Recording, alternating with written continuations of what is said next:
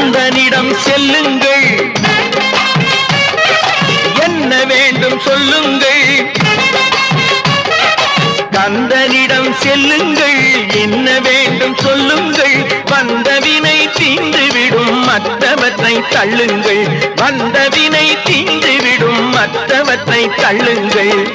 கந்தன் காலடியை வணங்கினால் கடவுள்கள் யாவரையும் வணங்குதல் போலே கந்தன் கந்தன் கந்தன் காலடியை வணங்குங்கள்.